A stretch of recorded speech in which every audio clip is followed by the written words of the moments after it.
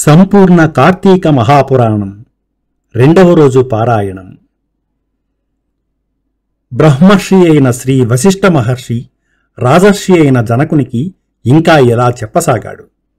రాజా, స్నాన దాన జప తపాలలో దేనినిగాని ఈ కార్తీక మాసంలో ఏ కొద్దిపాటిగా ఆచరించినప్పటికీ కూడా అది అక్షయమైన ఫలాన్ని ఇస్తుంది. ఎవరైతే సుఖలాలసులై శరీర కష్టానికి జడిసి కార్తీక వ్రతాన్ని ఆచరించరో అటువంటి వాళ్ళు 100 జన్మలు కుక్కలుగా పుడతారు. పౌర్ణమ్యాం కార్తికే మాసి స్నానాం దీస్తునాచరన్ కోటి జన్మసు చండాల యోనౌ సంజాయతే నృపా క్రామాద్యోనౌ సముత్పన్నో భవతి బ్రహ్మరాక్షసః అత్రైవోదాహరంతీమితిహాసం పురాతనం. కార్తీక పౌర్ణమి నాడు స్నాన దాన జపోపవాసాలలో ఏ ఒక్కటి కూడా ఆచరించని వాళ్ళు 1,000,000 పర్యాయములు చండాలపు యోనులలో జన్మించి తుదకు బ్రహ్మరాక్షసులుగా పరిణమిస్తారు. ఇందుకు ఉదాహరణగా ఒక గాథను చెబుతాను, విను. అతి పూర్వకాలములో ఆంధ్రదేశంలో తత్వనిష్ఠుడనే బ్రాహ్మణుడు ఉండేవాడు.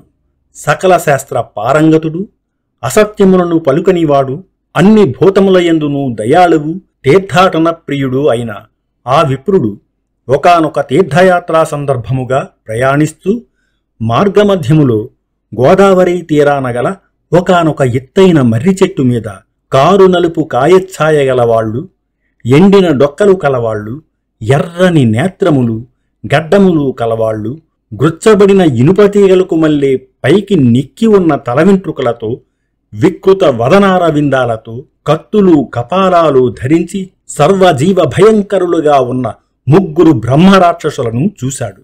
ఆ రాక్షసుల వలన భయము చేత ఆ మర్రి చెట్టు 4 వైపులా కూడా 12 మైళ్ల దూరంలో ఎక్కడా ప్రాణి సంచారం అనేదే ఉండేది కాదు. అటువంటి భయంకర స్వరూపులైన ఆ రాక్షసులను అల్లంత దూరము నుంచే చూసిన తత్వనిష్ఠుడు అదిరిపడ్డాడు. దానితో బాటే ఆ రాక్షసులు కూడా తనను చూడడంతో మరింత భయపడినవాడై శోకాకుల చిత్తముతో శ్రీహరిని స్మరించసాగాడు. త్రాహి దేవేశ లోకేశ త్రాహి నారాయణావ్యయ సమస్త భయ విధ్వంసిన్ త్రాహి మాం శరణాగతం వ్యాసం పశ్యామి దేవేశ తత్వోహం జగదీశ్వరా. దేవతలకు లోకాలకు కూడా యజమాని అయినవాడా, నారాయణ అవ్యయ, నన్ను కాపాడు. అన్ని రకాల భయాలను అంతము చేసేవాడా, నిన్నే శరణు కోరుతున్న నన్ను రక్షించు. ఓ జగదీశ్వర, నువ్వు తప్ప ఇంకొక దిక్కు ఎరుగనివాడను, నన్ను కాపాడు, రక్షించు అని ఎలుగెత్తి స్మరించుచు రాక్షస భయముతో అక్కడ నుంచి పారిపోసాగాడు. అతనిని పట్టి వేధించాలనే తలంపుతో ఆ రాక్షసత్రయము అతని వెనుకనే పరిగెత్తసాగింది. రక్కసుల పౌరునికి చేరువవుతున్న కొద్దీ సాత్వికమైన విప్రతేజస్సు కంటబడటం వలన, తెరిపి లేకుండా అతనిచే స్మరించబడుతున్న హరినామము చెవులుపడుట వలన వెంటనే వారికి జ్ఞానోదయమైంది. అదే తడువుగా ఆ బాపనికి ఎదురుగా చేరుకొని దండ ప్రమాణములు ఆచరించి అతనికి తమ వలన కీడు కలగబోదని నమ్మబలికి, ఓ బ్రాహ్మణుడా, నీ దర్శనములతో మా పాపాలు నశించాయి అని పునః నమస్కరించారు. వారి నమ్రతకు కుదుటపడిన హృదయముతో తత్వనిష్ఠుడు, మీరెవరు? చేయరాని పనులు వేనిని చేయడం వలన ఇలా అయిపోయారు. మీ మాటలు వింటుంటే బుద్ధిమంతుల్లా ఉన్నారు. మరి ఈ వికృత రూపాలేమిటి? నాకు వివరంగా చెప్పండి. మీ భయబాధావలి తొలగే దారి చెబుతాను అన్నాడు తత్వనిష్ఠుడు. పారుని పలుకలపై ఆ రక్కసులలో ఒకడు తన కథని ఇలా వినిపించసాగాడు. విప్రోత్తమ, నేను ద్రావిడడును. ద్రవిడ దేశమందలి మందరమనే గ్రామాధికారినైన నేను కులానికి బ్రాహ్మణుడనే అయినా గుణానికి కుటిలడుని వంచనామయ వచశ్చమత్కారుడిని అయి ఉండేవాడిని. నా కుటుంబ శ్రేయస్సుకై అనేక మంది విప్రుల విత్తాన్ని హరించాను.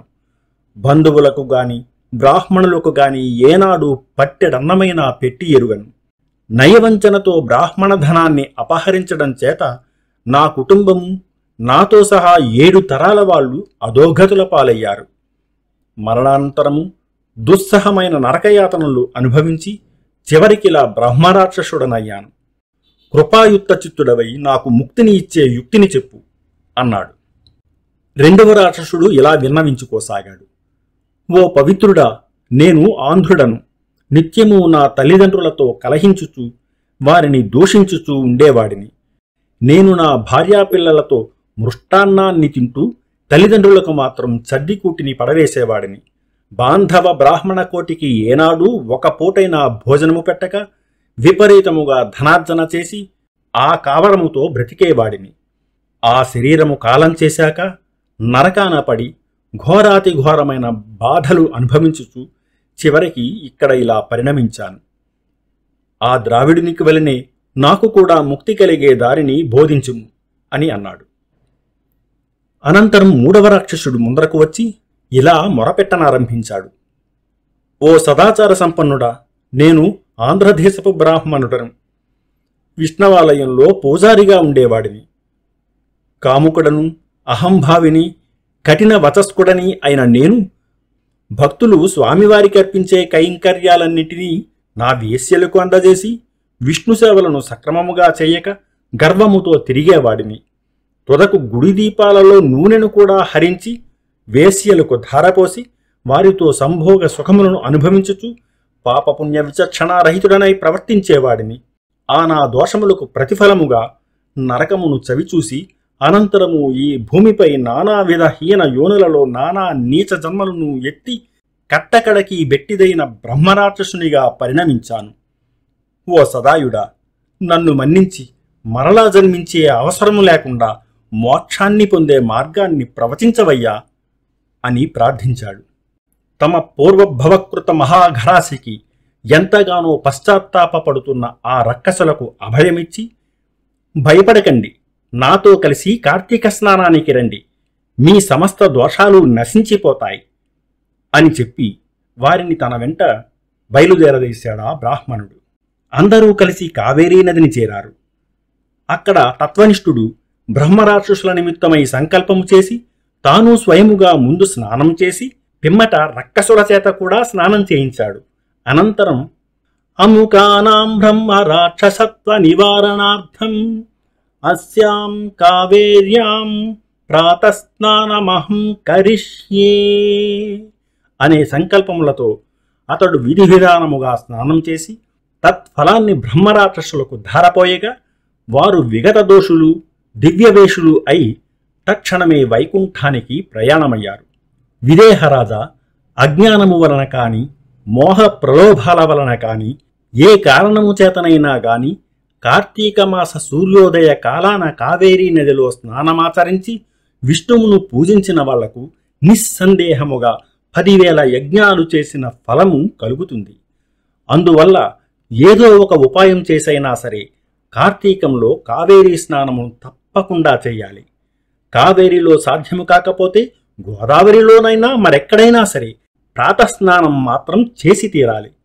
అలా ఎవరైతే కార్తీక దామోదర ప్రీతిగా ప్రాతస్నానము చెయ్యరో వాళ్ళు 10 జన్మలు చండాలపు యోనులలో పుట్టి అనంతరము ఊరపందులుగా జన్మిస్తారు సుమా. కాబట్టి ఎటువంటి మీమాంసతోటి నిమిత్తం లేకుండా స్త్రీలు గాని పురుషులు గాని కార్తీక మాసంలో తప్పనిసరిగా ప్రాతస్నానం ఆచరించాలి. జనకుడు అడుగుతున్నాడు, హే బ్రహ్మర్షి, నువ్వింతవరకు కార్తీక మహత్యాన్ని అసాధారణ ధోరణిలో చెప్పావు. అయితే ఏ సంకల్పంతో ఈ వ్రతం ఆచరించాలో, ఏ ఏ దానాలు చేయాలో కూడా తెలియజేయి. అప్పుడు వశిష్ఠుడు ఇలా అన్నాడు, అన్ని పాపాలను మన్ను చేసేది, పుణ్యాలను అగణ్యాలుగా మార్చేది అయిన ఈ కార్తీక వ్రతానికి ఫలానా సంకల్పము అనేది హాస్యాస్పదమైన విషయం. ఈ కార్తీక వ్రతం ఆచరించడం వలన నశించనంతటి పాపం అనేది ఇంకా ఈ ప్రపంచంలో పుట్టని లేదు. అందువల్ల వ్రతధర్మాలను తత్ఫలాలను చెబుతాను విను. కార్తీక మాసపు సాయంకాలము శివాలయములో దీపారాధన చేయడం వలన అనంతమైన ఫలం వస్తుంది. శివాలయ గోపురద్వారా శిఖరాల యందు గాని శివలింగ సన్నిధిని గాని దీపారాధన చెయ్యడం వలన అన్ని పాపాలు అంతరించిపోతాయి. ఎవరైతే ఈ కార్తీక మాసంలో శివాలయంలో ఆవు నేతితో గాని నువ్వుల నేతితో గాని ఇప్ప నారింజ నూనెలతో గాని దీప సమర్పణ చేస్తారో వాళ్ళు ధర్మవేత్తలవుతారు. ఆఖరికి ఆముదపు దీపాన్నైనా సమర్పించిన వాళ్ళు అత్యంత పుణ్యవంతులవుతారు. కనీసము కాంక్షతో గాని నలుగురి నడుమ బడాయి కోసం గాని దీపాన్ని ఇచ్చేవాళ్లు కూడా శివప్రియులవుతారు.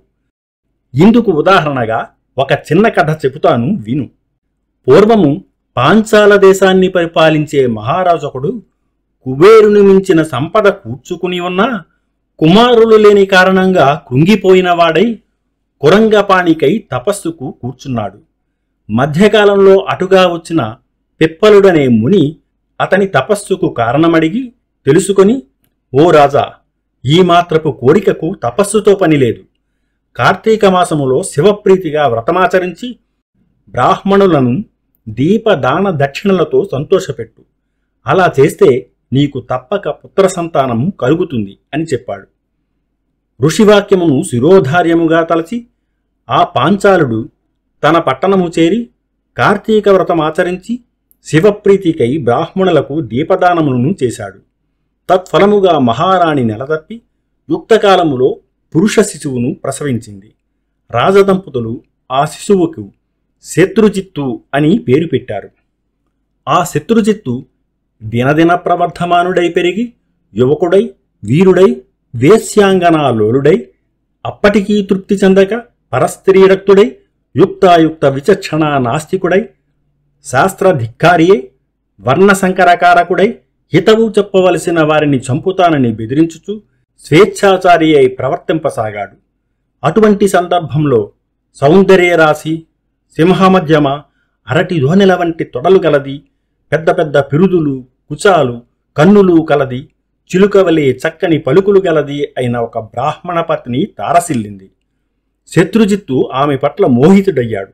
అనుపమాన సౌందర్య శౌర్య తేజోవిరాజితుడైన ఈ యువరాజు పట్ల ఆ బాపనిది కూడా మోజుపడినది. తత్కారణముగా ఆమె రోజు రాత్రి తన భర్త నిద్రపోగానే సంకేత స్థలములో రాజకుమారిని కలిసి సురత క్రీడలలో సుఖించేది. రంకు బొంకు దాగవు కదా. ఏదో విధముగా ఆ సంగతి బాపని దాని భర్తకు తెలిసిపోయినది. అది మొదలు అతనొక కత్తిని ధరించి ఈ రంకు జంటను ప్రత్యక్షంగా చూసి వారి గొంతులుత్తరించాలని తిరుగుచున్నాడు. మహాకాముకురాలైన జారిని గాని ఆ శత్రుజిత్తు గాని ఈ సంగతి ఎరుగరు. రోజులిలా గడుస్తూ ఉండగా ఒకానొక కార్తీక పౌర్ణమి సోమవారం నాడు రాత్రి ఆ కాముకులు తమ సురత క్రీడలకై ఒకానొక శిథిల శివాలయాన్ని సంకేత స్థానముగా ఎంచుకున్నారు. అపర రాత్రి వేళ వాళ్ళు అక్కడ కలుసుకున్నారు. గర్భగుడిలో అంతా చీకటిగా ఉంది. ఆ బాపనిది తన చీర కొంగు చింపి వత్తిని చేసింది. రాజకుమారుడు ఎక్కడి నుంచో ఆముదమును తెచ్చాడు. ఇద్దరూ కలిసి అక్కడి ఖాళీ ప్రమిదలో ఆ రెంటిని జోడించి దీపం పెట్టారు. ఆ దీపపు వెలుగులో ఒకరి అందాలొకరు చూసుకుంటూ సంభోగములో లీనమయ్యారు. ఈ విషయాన్ని ఆ బాపన దాని మొగుడు ఎలాగో తెలుసుకున్నాడు. కత్తిని పట్టుకొని వచ్చాడు. ముందుగా శత్రుజిత్తుని, అనంతరం తన భార్యను తెగ నరికి తాను కూడా అదే కత్తితో పొడుచుకొని ఆత్మహత్య చేసుకున్నాడు. ఆ విధంగా వాళ్ళు ముగ్గురు ఆ రాత్రి అక్కడికక్కడే విగత జీవులు కాగానే పాశహస్తులైన యమదూతలు, పవిత్రాత్ములైన శివదూతలు ఒకేసారి అక్కడకు చేరారు. శివదూతలు రాకుమారుడిని రంకులాడిని తమ విమానంలో కైలాసానికి తీసుకుపోసాగారు. యమదూతలు అమాయకపు బాపడిని తమతో నరకము వైపు లాగుకొని పోసాగారు. పారుడు, ఓ శివదూతలారా, కాని పని చేసిన వారికి కైలాసభోగము, నా వంటి సదాసురుడుకు నరకయోగమునా అని ప్రశ్నించగా అందులకా శివదూతలు, వీరంత పాపాత్ములైనా ఈరోజు కార్తీక పూర్ణిమ సోమవారం కాబట్టి శివాలయములో, అందున శిథిలాలయములో శివలింగమునకు ఎదురుగా దీపారాధన చేశారు. గనుక వారి పాపాలు నేరాలు నశించి పుణ్యాత్ములయ్యారు. ఏ కారణం చేతనైనా సరే కార్తీక మాసములో, అందున పౌర్ణమి నాడు పైగా సోమవారం నాడు దేవాలయంలో దీపారాధనం చేయడం వలన అత్యధిక పుణ్యాత్ములైన వీళ్ళని పాపకర్ములుగా భావించి చంపిన కారణంగా నువ్వు పుణ్యహీనుడవి పాపాత్ముడివి అయ్యావు. అందుకే నీకు నరకము, వీరికి కైలాసము అని చెప్పారు. బ్రాహ్మణుడికి శివపారీషదులకు జరిగిన ఈ సంభాషణను విన్న శత్రుజిత్తు తాను కలుగుజేసుకుని, అయ్యలారా, దోషులము మేమయ్యుండగా మాకు కైవల్యమిచ్చి మమ్మల్ని చంపి పుణ్యాత్ములను చేసిన ఆ అమాయకుడిని నరకానికి పంపడం భావ్యము కాదు.